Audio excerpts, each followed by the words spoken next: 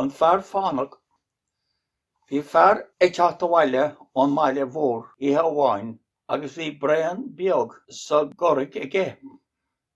Chuaigh sé amú agus cén áit a gcas faoi ach isteach a gcaoil.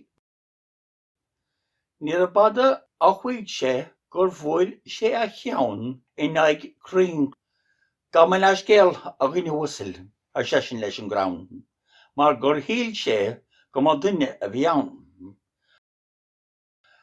Cúpla cos céim eile agus bualadh é in aghaidh crann eile, agus dúirt sé an caint chéanna. Tharla seo dó chuaigh nó sé de chuirta nó go raibh sé ag gairí tar seach den scéal. An sin hí sé síos thortóg. Se a seisean, tá sé chomh maith dom saoi anseo agus an tocraid a ligean thorm.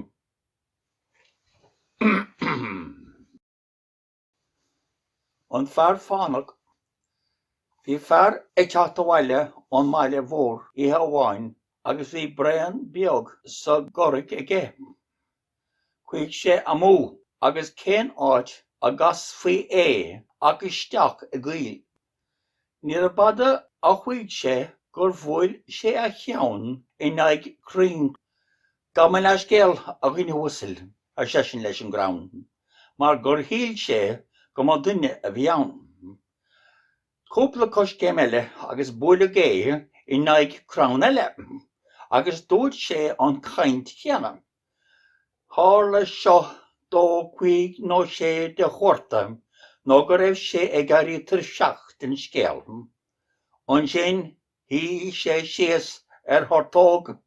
Se a seisean, tá sé chomh maith dom saoi anseo agus an tocraid a ligean thorm.